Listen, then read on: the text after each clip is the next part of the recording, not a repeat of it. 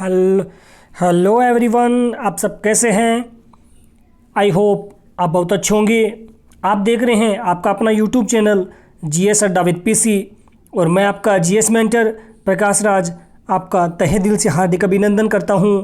Dear friends, आज एक बार फिर से आपके सामने मैं प्रेजेंट हूं एक नया चैप्टर लेकर, जो है रेडिएशन विकिरण, जिसका ये अपना फिजिक्स के भौतिक विज्ञान का 11वां नंबर पार्ट है, जिसमें आज अपन रेडिएशन के बारे में पढ़ेंगे कि रेडिएशन क्या होती है, किस तरह से इसका संचलन होता है, ऊष्मा के अंतर्गत इसकी कंडक्टिविटी होती है, इसके थर्मल कन्वेंशन के बारे में जानेंगे, साथ में इनके विशिष्ट जो इनके प्रॉपर्टीज़ हैं उनके बारे में जानेंगे, विभिन्न प्रकार के रंगों के बारे में जानेंगे कि किस प्रकार के रंगों के मिश्रण से कौन सा रंग क्रिएट होता है। इन सब के बारे में अपन डिटेल से एनालिसिस करेंगे। तो फ्रेंड्स, अपन बढ़ते हैं अपने चैप्टर की ओर और सबसे पहले अपन जान लेते हैं कि ऊष्मा का संचरण किस तरह से होता है। ओके, तो सबसे अपन जानते हैं कि ऊष्मा का संचरण किस तरह से होता है। तो ऊष्मा का संचरण होता है फ्रेंड, तो ऊष्मा का संचरण होता है वो 3 विधियों द्वारा होता है। कितनी विधियाँ होती हैं? 3 विधियाँ होती हैं। पहली होती है संचलन विधि, दूसरी होती है संवहन और तीसरी होती है विकिरण विधि। तो जो ऊष्मा का संचरण होता है, या कहने का मतलब ऊष्मा किस स्थिति में अपने आप को फ्लो करती है, किस स्थिति में बहती है, तो वो 3 तरह से होती है। एक होती है संचलन, संवहन और विकिरण। तो सबसे पहले अपन बात करते हैं ऊष्मा संचलन की।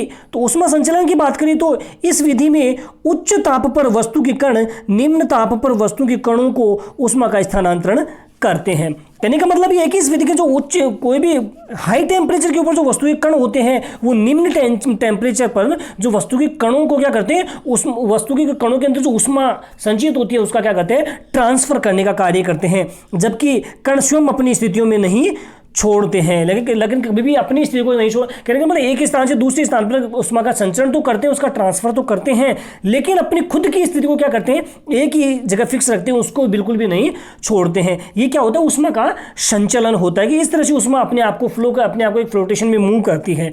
ठीक है, तो आई होप सो आप समझ पाए होंगे। दूसरा बात करते हैं अपन ऊष्मा चालकता की। तो ऊष्मा चालकता क्या होती है, यानी गुणांक प्रति एकांक ताप प्रवणता एकांक क्षेत्रफल ऊष्मा की दर के प्रवाह दर के बराबर होता है।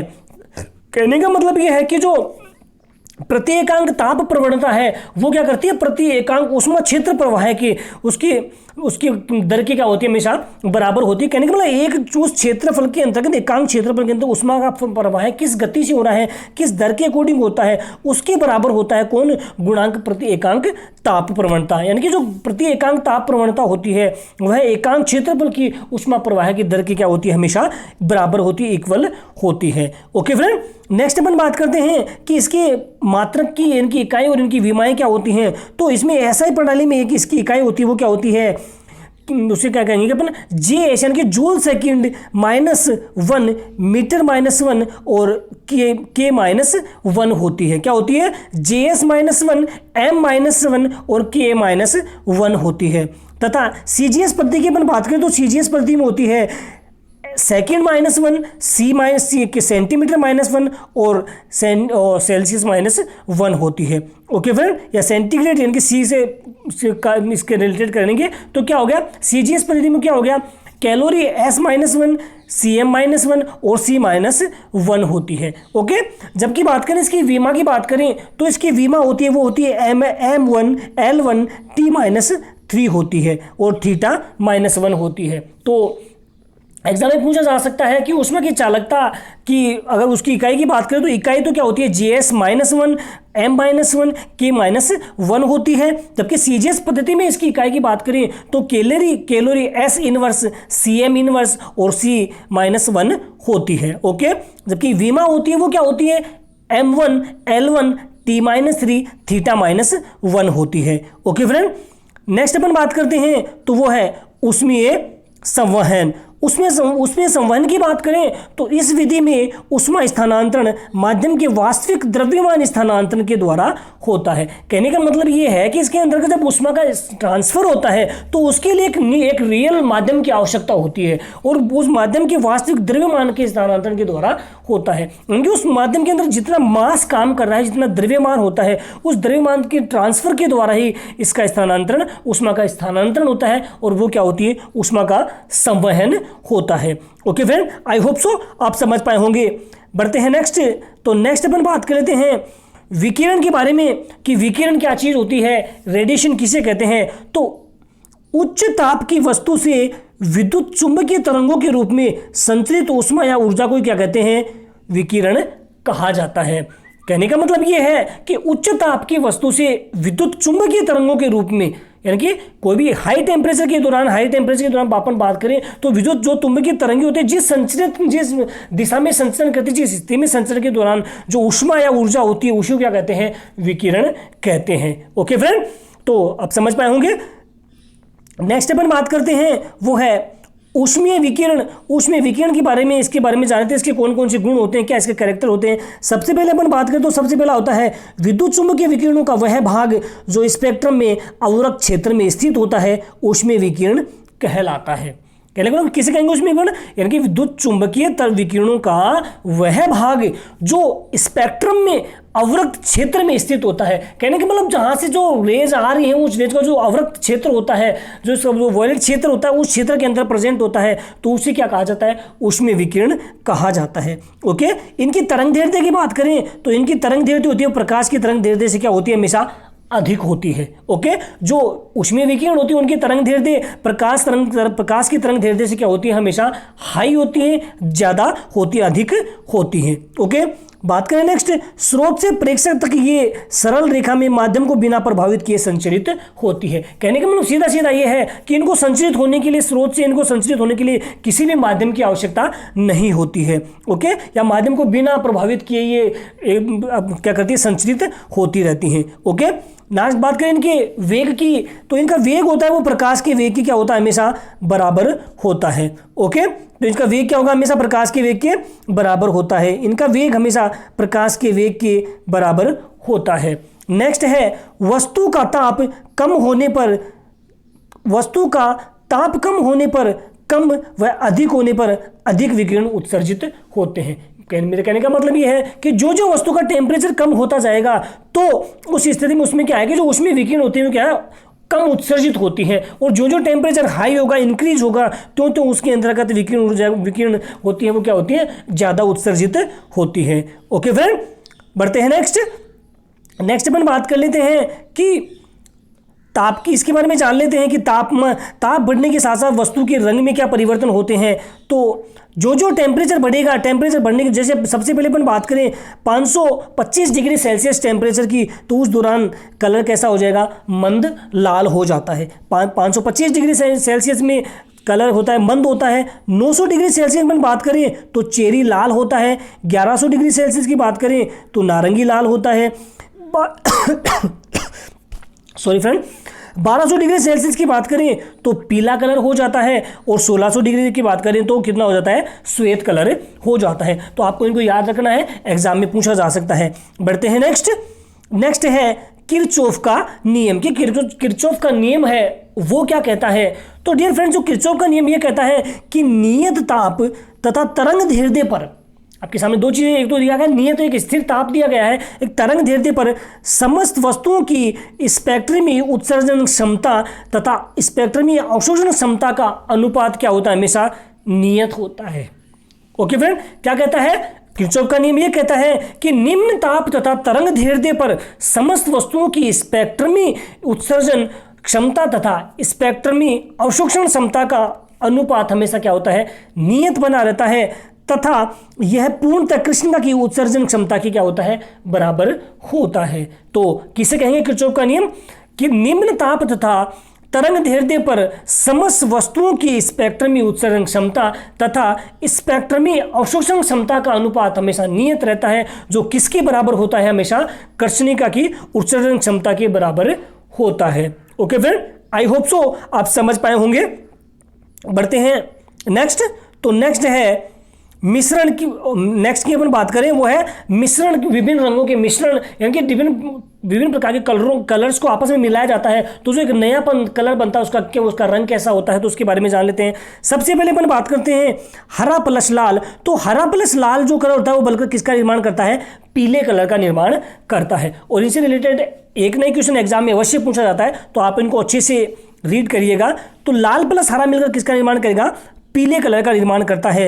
हरा प्लस नीला होता है वो फिरोजी कलर का निर्माण करता है। नीला प्लस लाल है बैंगनी कलर का निर्माण करता है।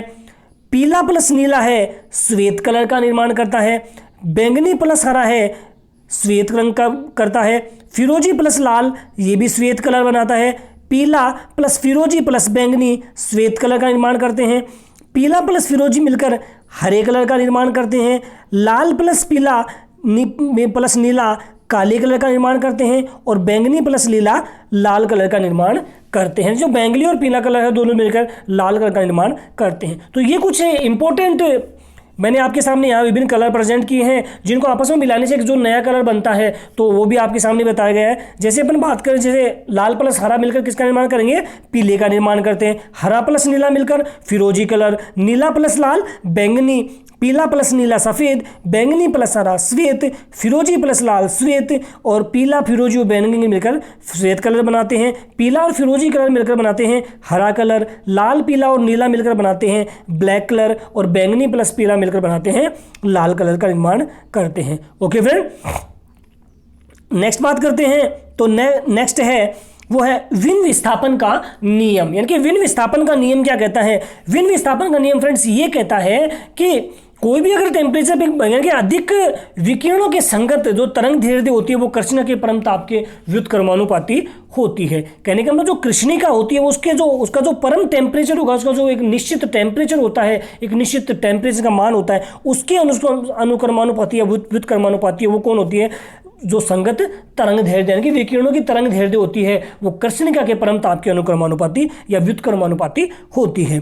तो विन विस्थापन का नियम ये कहता है अधिक विकिरणों के संगत तरंग धैर्य कृष्णिका के परम ताप की क्या होती है? हमेशा व्युत्क्रमानुपाती होती है। ओके, जबकि इसके विकिरण की आवृत्ति की अपन बात करें तो विकिरण की अधिकतम आवृत्ति है वो कृष्ण के परम ताप की क्या होती है? हमेशा समानुपाती होती है। तो इसके लिए अपन इसको लिख सकते हैं। तो इसका एक फॉर्मूला होता है जिसको अपन लिख सकते हैं कि डेल एम बराबर वो होता है टी होता है। डेल एम बराबर टी होता है जिसको नियतांक किसके द्वारा रिप्रेजेंट करते हैं? नियतांक कहते हैं। जो इसमें नियतांक वो उसको बी के द्वारा रिप्रेजेंट किया जाता है। और ये जो बी होता है वो क्या होता है? उसको विन नियतांक के रूप में जाना जाता है। ओके, बात है कि विकिरण की अधिकतम आवृत्ति होती है जिसको अपन गामा मैक्सिमम के रूप में लिखते हैं। मैक्स वो कृष्णिका के परम ताप के समानुपाती होती है। तो इसके लिए फॉर्मूला होता है वो होता है ये होता है वी एम समानुपाती क्या होता है? टी होता है। ये फॉर्मूला होता है उसकी जब जो आवृत्ति होती है वो मैक्सिमम होती है और उसकी कृष्णिका के परम ताप के समानुपाती होती है। ओके फ्रेंड, तो इसके लिए अपन एक फॉर्मूला लिख सकते हैं वो होता है वी एम अपॉन टी, जहां पर ये इसके रूप में होता है, ये होता है नियतांक के रूप में होता है। एक बार फिर से लिख देता हूं कि ये होता है वी एम अपॉन टी बराबर नियतांक जिसको अपन रिप्रेजेंट करते हैं सी अपॉन बी के द्वारा। तो जो यहाँ पर जो सी है वो होता है प्रकाश का वेग होता है, जबकि बी को मिलेगी आपको क्या होता है? विन का नियतांक होता है। मैंने अभी आपको फॉर्मूला होता है कि डेल एम इंटू टी बराबर नियतांक बराबर वी होता है। तो बी तो क्या हो गया? विन का नियतांक, और सी क्या हो गया? यहाँ पे प्रकाश का वेग होता है। तो इसको अपन ऐसे भी लिख सकते हैं कि प्रकाश का वेग अपॉन विन नियतांक होता है। तो आई होप सो फ्रेंड आप इसको अच्छे से समझ पाए होंगे। बढ़ते हैं नेक्स्ट है स्टीफन का नियम। कि स्टीफन का नियम क्या कहता है? तो फ्रेंड जो स्टीफन का नियम है वो ये कहता है कि कोई भी एक जो कृष्णिका होती है, कृष्णिका की प्रति एकांक क्षेत्रफल के अंतर्गत जो एक सेकंड में जितनी ऊर्जा उत्सर्जित होती है वो उत्सर्जित जो विकिरण की मात्रा होती है वो हमेशा उसकी परम ताप के चतुर्थ घात की क्या होती है? समानुपाती होती है। ओके, तो क्या कहती है? अब हम आपको जान लेते हैं कि कृष्णिका के प्रति एकांक क्षेत्रफल से प्रति सेकंड उत्सर्जित विकिरण की मात्रा उसके परम ताप के चतुर्थ घात के क्या होती है? हमेशा समानुपाती होती है। कहने का मतलब ये है कि स्टीफन का नियम ये कहता है कि जो कृष्णिका होती है, कृष्णिका के प्रति एकांक क्षेत्रफल में एक सेकंड में उत्सर्जित की गई विकिरण की मात्रा होती है वो हमेशा परम ताप के चतुर्थ अनुपात के क्या होती है? समानुपाती होती है। यानी कि उसके चतुर्थ घात के क्या होती है? समानुपाती होती है। ओके, तो इसको अपन इस तरह से लिख सकते हैं कि वी बराबर ई बराबर क्या होगा? यानी कि ई तो क्या हो गया? ई तो कृष्णिका अब किसके समानुपाती होगी? कृष्णिका से उत्सर्जित जो विकिरण की मात्रा किसके समानुपाती होगी? उसकी परम ताप की फोर्थ घात के क्या होती है? समानुपाती होती है। तो इसको अपन लिख सकते हैं E समानुपाती T4, या फिर इसको लिख सकते हैं कि E बराबर क्या हो जाएगा? E बराबर हो जाएगा सिग्मा T4 हो जाएगा। फिर से लिख देता हूं कि E बराबर क्या होगा? E बराबर हो जाएगा सिग्मा T4 होगा। तो क्या फॉर्मूला बन गया कि E बराबर क्या हो गया? सिग्मा T4 हो गया। अब E तो अपने को पता है कि जो कृष्णिका के द्वारा उत्सर्जित ऊष्मा की विकिरण की मात्रा होती है और जो किसके समानुपाती होगी? उसकी जो परम ताप की जो घात है उसकी चतुर्थ घात की समानुपाती होती है। कौन? कृष्णिका के एकांक क्षेत्र में 1 सेकंड में उत्सर्जित विकिरण की मात्रा होती है। ओके फ्रेंड, नेक्स्ट है वो है इसमें सिग्मा के मान की बात करें तो इसमें जो सिग्मा होता है उसका मान कितना होता है? 5.67 इंटू 10⁻⁻8 वोट पर मीटर स्क्वायर K4 होता है। ओके, तो इसकी क्या हो गया कि 5.67 into 10⁻⁸ V upon m square K4 होता है। क्या होता है? 5 इंटू 6 5.6 इंटू 7 इंटू 10⁻⁸ वोट पर मीटर स्क्वायर K4 इसका क्या होता है? एक सिग्मा का मान होता है। ओके, नेक्स्ट है इसकी मात्रक की बात करें तो इसका मात्रक होता है वो क्या होता है? वोट पर मीटर स्क्वायर K4, या फिर इसको जूल सेंटीमीटर स्क्वायर K4 के रूप में भी लिखा जाता है। तो आपको ये दोनों ही याद रखना है कि सिग्मा का मान तो क्या होता है? 5.67 गुना 10⁻⁸ वोट पर मीटर स्क्वायर K4 होता है। अब कि इसका मात्रक की अपन बात करें तो मात्रक क्या होगा? वोट पर मीटर स्क्वायर K4 या फिर जूल पर सेंटीमीटर स्क्वायर K4 होता है। और ये जो होता है ये हमेशा पूर्ण वस्तु के लिए क्या होता है? हमेशा एक सत्य मान होता है। ओके फ्रेंड, तो आई होप सो आप अच्छे समझ पाए होंगे फ्रेंड। बढ़ते हैं नेक्स्ट।